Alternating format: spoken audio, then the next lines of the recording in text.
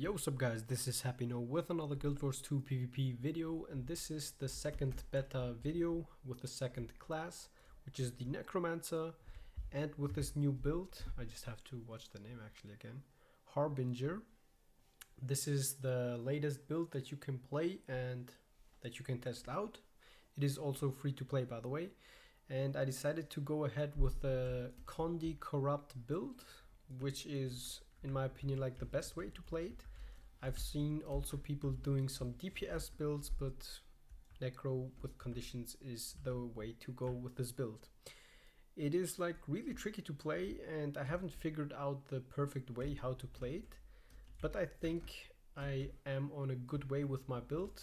I was just testing out certain things, and I came to the idea that this would be like the perfect build to play, because I will have the most life force. As you can see it here, I have skills that give me a lot of life force, so no matter what I do, I will just be able to get things going on like this. I will have this Harbinger Shroud a little bit more, I can get out and don't have to waste so much time on it, because I will still have all the time, with no matter which skill I use, I will have life force up immediately. So let's go ahead. I will show you, as always, first unranked arena game to show you the build, how you can play it, and afterwards I will give you again the build and talk a little bit about the skills, the profession, and so on and so on. So let's see. Unranked arena game, we have 2 Harbingers and a Guardian, Willbender, and a Virtuoso versus a normal team comp. Just one Virtuoso. Okay, that's interesting. So we have Virtuoso is most likely damage, right? This could be damage, yeah. Power Berserker Warrior, DH, and this guy. So they are all damage based. So I don't know if I need this. Conditions removed. Gain resolution and convert your conditions into life force. I don't know if I need this or if I can go with something else, corrupt or something. Okay, the necromancer is Harbinger as well, so this guy is Condi for sure. This guy could be Burn Guardian, Burn DH or something, gain swiftness and quickness, and bleeding bite on yourself. Breaks stun. I have to make a choice right now. I want to have corruptions, never mind. I want to go full ham, so Well of Corruption is my way to go. Well of Corruption is a good choice. As you can see it here, I'm not using the elixirs, only those 2. In my opinion, these 2 are the most important ones and the best ones to use, because they give you life force. The healing skill has a short cooldown, gives you 15% life force, and the elixir of ambition elite skill has also a 60 seconds cooldown depending on your trait lines, and gives you all those massive nice boons, which will be shared with your allies as well. So this makes it really strong to use in team fights, and I will try to use it a little bit when I can. Oh my god, I'm using Boomfire, yeah. I wanted to use Eternal Life, so this is the first mistake that I'm doing. But never mind, that's okay. We can test the build out like this, that's also fine. I'm gonna hide my flesh worm here. So at the beginning I need to stay a little bit passive, because I'm not using the passive here. But I will have burning on my auto attacks, which will be really interesting. Shall we go for the Virtuoso? I don't know. Go for this guy. Okay. Now we can do this. Interrupting this guy. Where is he? He's gone. Okay. Use my healing skill. Where is this guy? He's here. Pistol 2, pistol 2, pistol 2. I'm gonna be able to kill him, but I'm just gonna wait a little bit until my allies just kill, until this guy gets downed. Oh my god, yeah. Oh my god.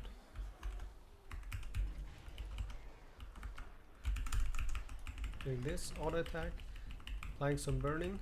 This guy will die, he's dead. Shit, shit, shit. Healing, healing, healing. Yes. So I got the DH, but I'm gonna die here as well. I don't know where to hide. I don't know where to hide. I have to leave now. No! Oh my god. This guy just interrupted me perfectly, man.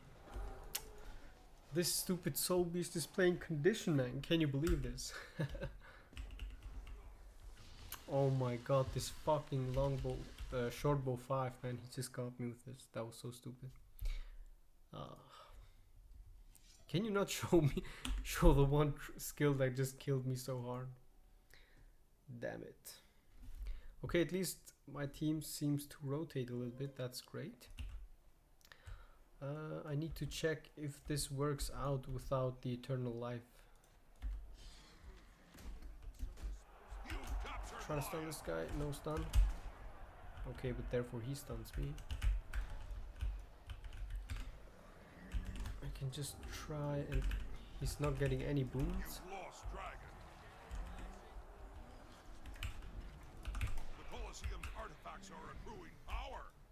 Okay, I have to get away. I have to get away. That makes no sense. And the other guy there joined as well. I could go for the cap, but I just want to fight. I want to show you the build, what you can do with it. So this guy, right? Okay, interrupting him. Interrupting him one more time. He should be dead. Going for the revive. I got the mesmer on the CC, which is also pretty great. Okay, I can just auto attack, do this.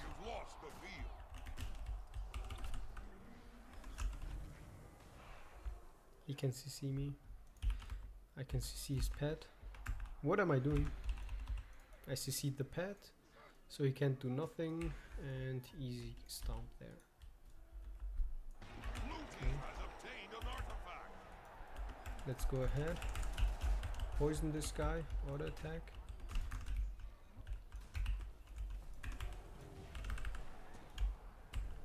Doing the AoE CC. Now just auto attacking the downed guy. Look at this. Okay, the burning stacks not so much, but still more than enough, I would have said. Okay. Interrupt. Oh, I got the interrupt. I don't know if I would have stopped his healing skill, but I got the interrupt. And that's pretty great. Doing this. Okay, this guy is blocking. You can see the animation. He got out. I got him as well. Okay. So now just inflicting some conditions. Auto attack, auto attack, auto attack. Interrupting this guy. I don't know if I got him though. Auto attacking, applying some burning. This guy should be dead. This guy should die as well. Oh my god, I'm getting so much damage. Should I not get healed or something? Yes, use my healing, my elite skill. Not able to pop it. Okay, now I'm able to pop it. Do this. Interrupt this guy. He's dead. Going some interrupts against this guy. He's not staying there, so he survives this. Gonna heal him. Okay.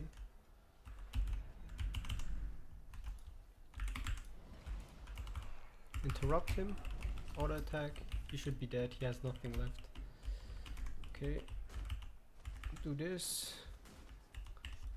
Trying to get some combis. Auto attacking. Okay, great. Use this. Grant myself some life force. Ooh. I can move on. I can try and get the soul beast here. Where's my ally? Here we go. He has now to pop up something. I got a nice interrupt. Gonna CC him. A lot of conies. He should not be able to sustain longer. Does he has resistance or something? I don't know. Gonna pop away. Shit, I can't help you, mate. I have to run away now. Lay down this mark just so I'm getting some life force. You can see this up. While you are not in this Harbinger shroud, you will just get healed up. And that's also pretty cool to see. Interrupting this guy. Oh shit. 3. Okay. That's also really cool that you can just run away there. Okay. Gonna dodge. Use my elite skill, so we will have both something out of it. Trying to CC. He has all the boons, so we're just gonna corrupt. Nice corrupting here. You can see this here. I corrupted him so much. Oh shit. Trying to do this, so maybe I will be able to get out there. Ooh. So you can see this spectral armor and fleshworm are the must-haves, because just for your survivability you will just need them. You are not able to play without this. Interrupting, chilling this guy.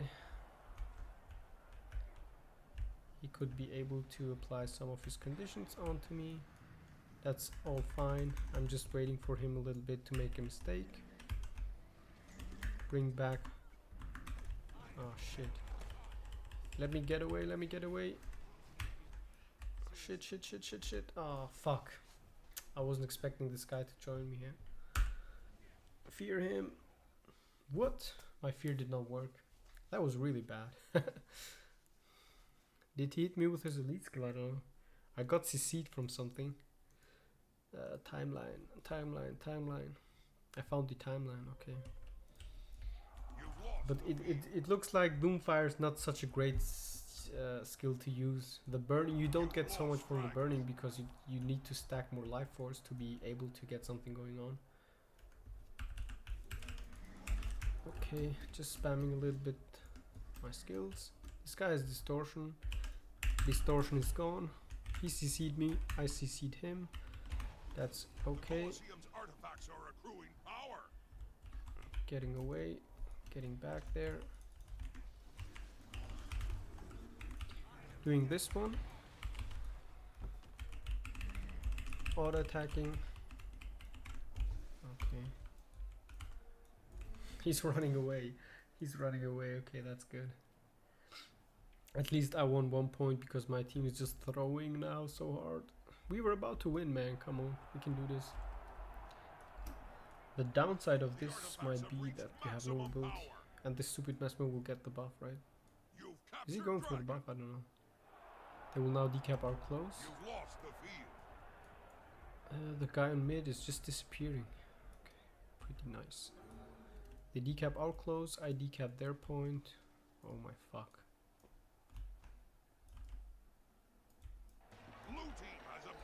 Now I'm gonna decap their close and trying to hold people there off.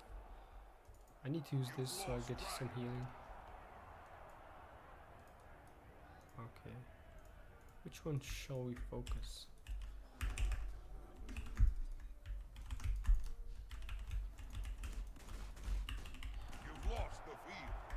Why is my guy just running in there like, oh my god.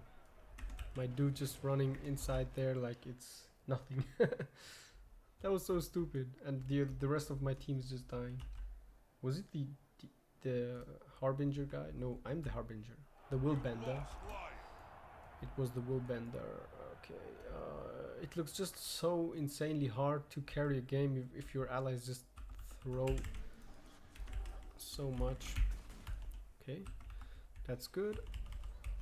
Already corrupting some of his abilities.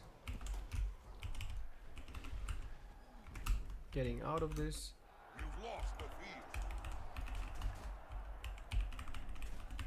Okay, he will now get CC'd.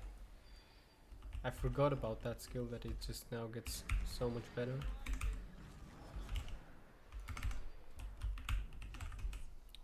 Trying to CC him. Okay, need to get out.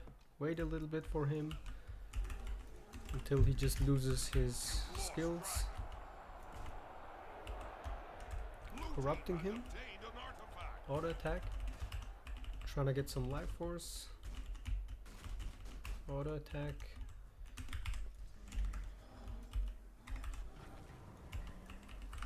Jump him. Auto attack. He's dead. He should not be able to get away from here.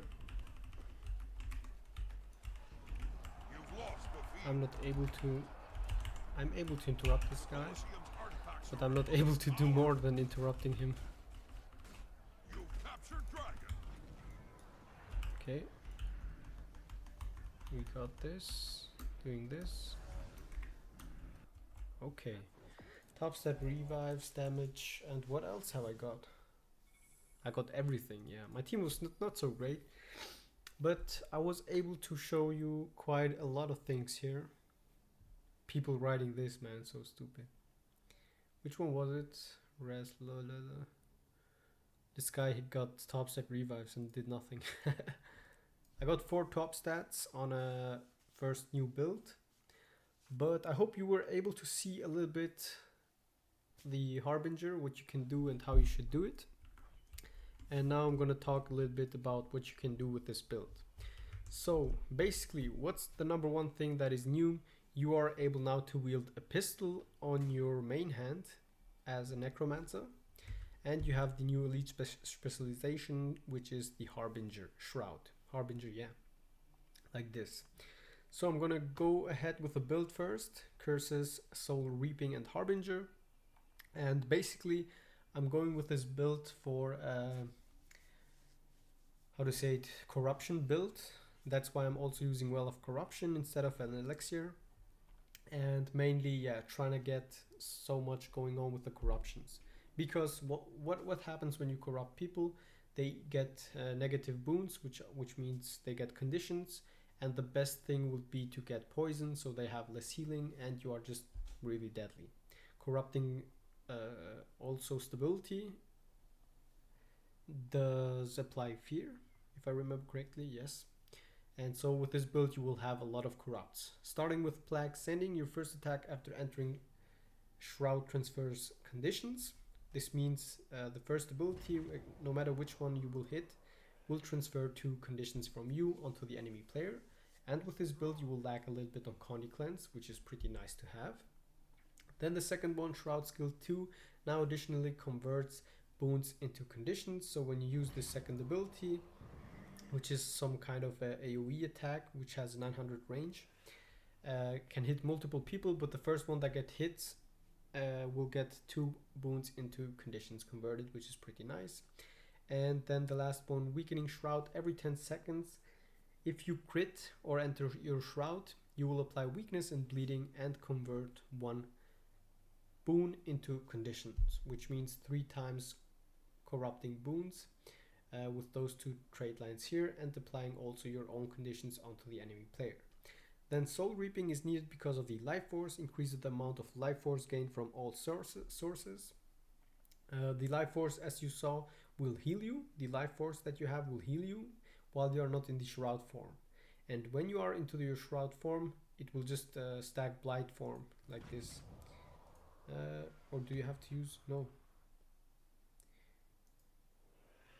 It should normally, yeah. I don't know if it just gonna steal your HP, or if it gives you this blight here. I don't know. I have to watch this a little bit better. Soul marks. Marks become blockable and generate life force, and that's really needed. The more life force, the better the build will work. Shroud skills gain reduced recharge. Gain vitality. Your incoming healing is increased. This is basically because of the 10% healing vitality, which means you can see this here. How much is it?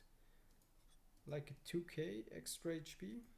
Is it 2k? Yeah, 2k extra HP, and your healing skill will heal for a little bit more, or not.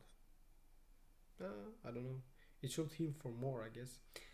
You could also go with Fear of Death, but the problem with this is that you will have only fear on your staff 5, and that's why it's not so good to use. The best thing to use is still this one. Then I would recommend not to use Doomfire, but this one, Eternal Life. But it is up to you. If you want to go hardcore, you can go with Doomfire, but as you saw, it is problematic to hold your life force up. So this skill is really good because it will give you for each second 3% life force. It will just stack your life force no matter what you do. You can see this here. Okay.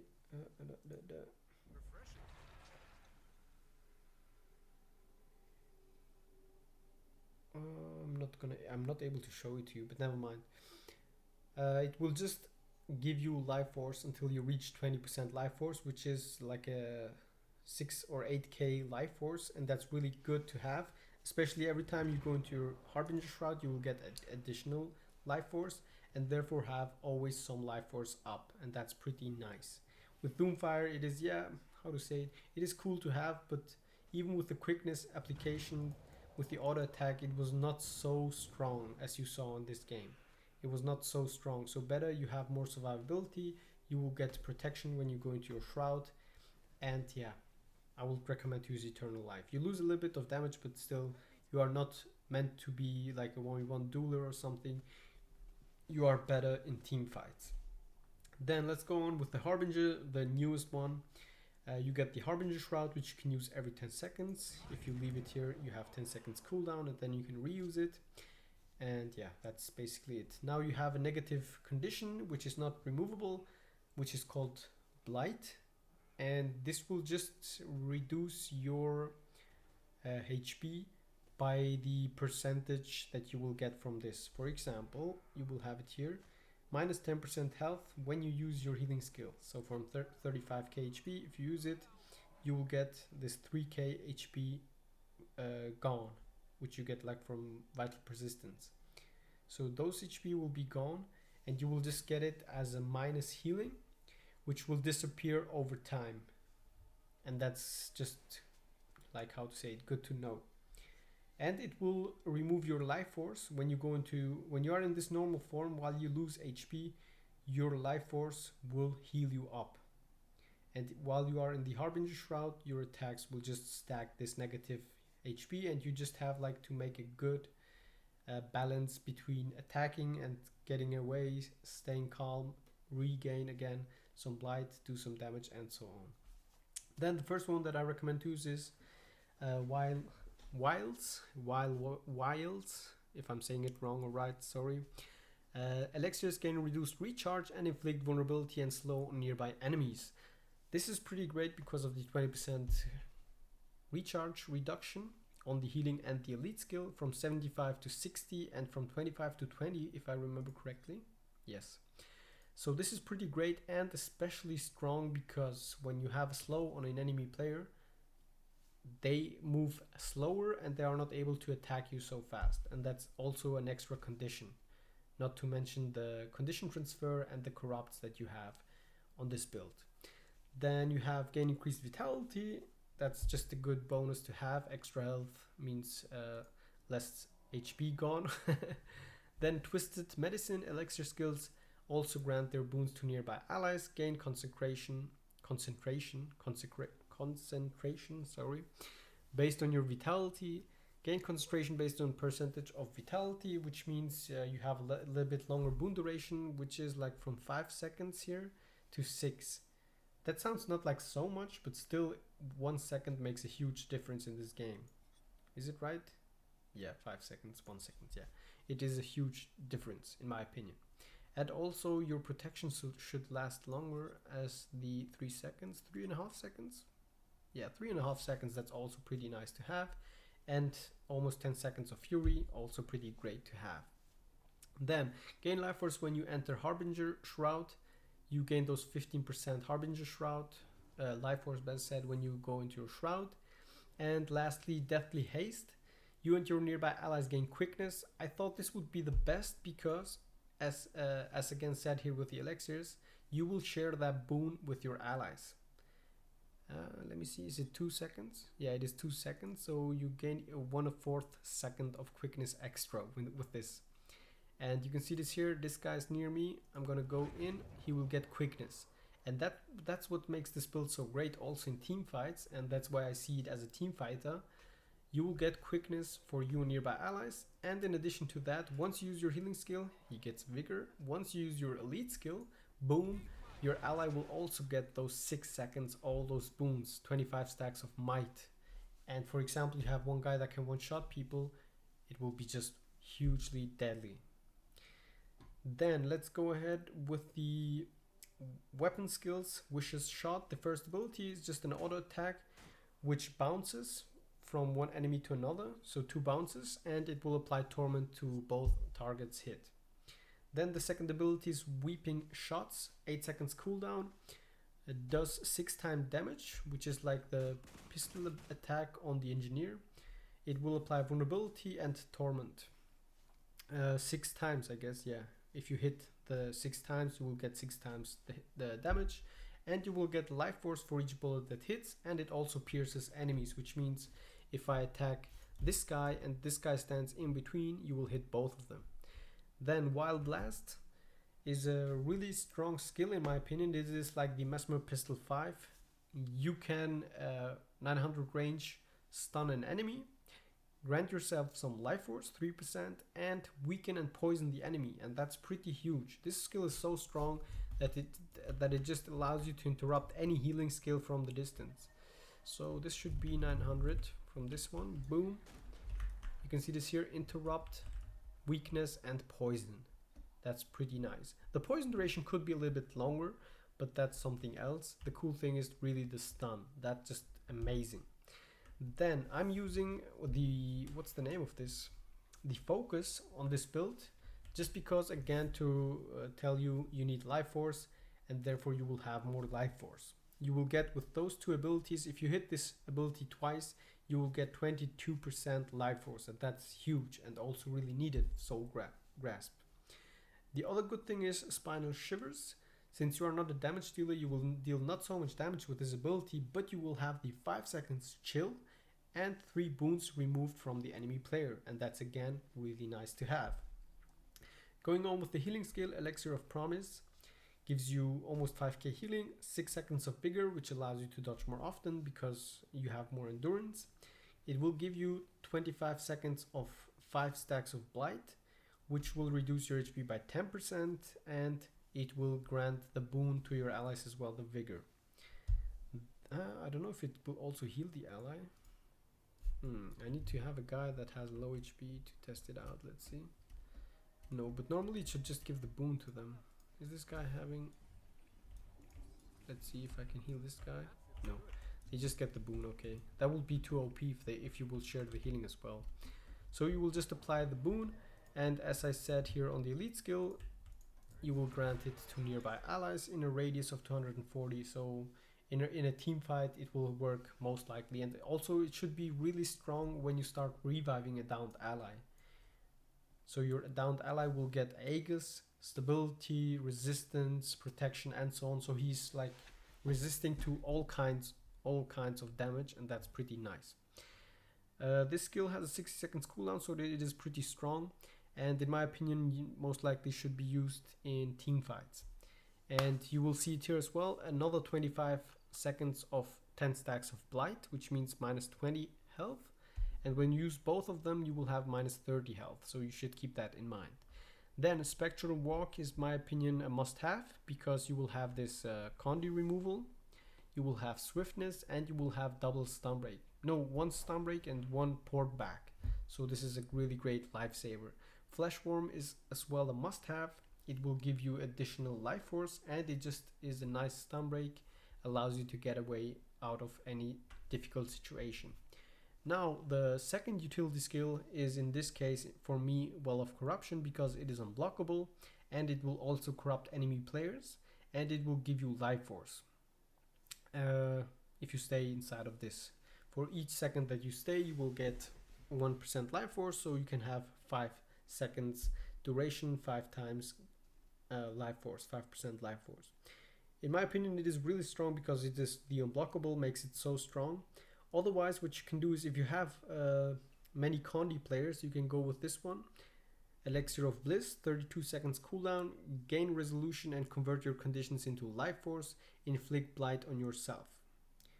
This is pretty great because it will remove up to 5 conditions, and if they got removed you will also get for each condition 3% life force, and the resolution incoming condition damage decreased by 33%, so it makes you really strong against Condi comps.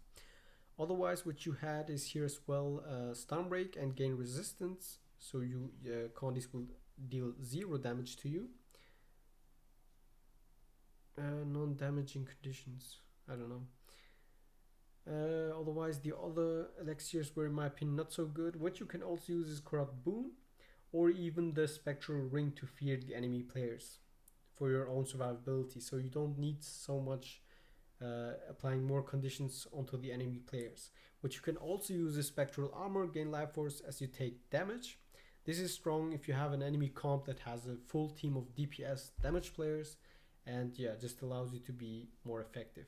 What you can do as well is Well of Darkness, for example, to blind and chill enemy players so they are not able to apply damage to you, and the chill is annoying. Other than that, you can also go with the Signet, for example. I don't know, you can play around with this quite a lot. Transfers conditions from nearby allies to yourself, and then send your conditions to a foe. Plus, it is a stun break, also pretty strong.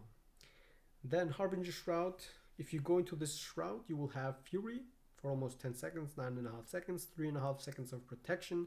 You will gain 15% life force, and then you will have here Perma Quickness proccing every 3 seconds.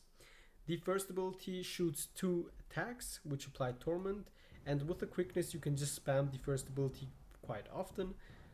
The second ability, Dark Barrage, applies against some kind of a AoE attack that applies multiple torments, like 6 times. I need to get now some life force so I can go back to this. Use this, some extra life force. Okay. Third ability is a Leap, which will apply Torment. Is not so good used offensively, but just defensively. The fourth ability, Voracious Arc, will just daze an enemy. Oh shit, I need to get life force. But you can see this here with the passive up, you will grant yourself the 20% life force. Once you have the 20% life force, you can go again with the healing, and then with this, and then you will have it up again. So again, the fourth ability will daze the enemy, and you will also dodge an attack. And the fifth one will be a AoE attack, which will apply float to nearby enemies. So where those, I don't know what the name of those things is. Those dead people appear. Once those dead people appear, they will just float the enemy players. And for each floating enemy, you will get this 3% life force. I'm gonna show you again. Those that I don't know what's the name of those things is. Those dead people just float around the enemy players, and you can freely apply damage to them. So what's the best to do? Try to first fear the enemy player, interrupt with some pistol, apply some torment, auto attacking, try to stack some life force, and then go in with the 2, 1, 4, and then just spam your auto attack or try to do the float.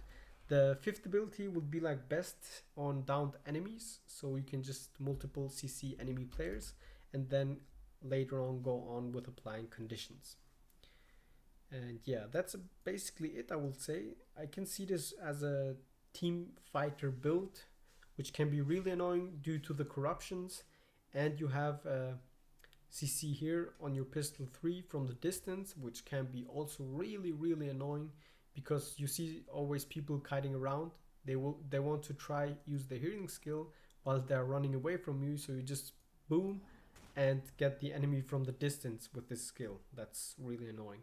Then you can also slow down the enemies with the chill, remove their boons, and then again here with the 3, leap to them. I just leaped the wrong way. And then again with the fourth ability CC, with the fifth ability CC as well, and then corrupt even more with Well of Corruption. So that was the Harbinger, guys.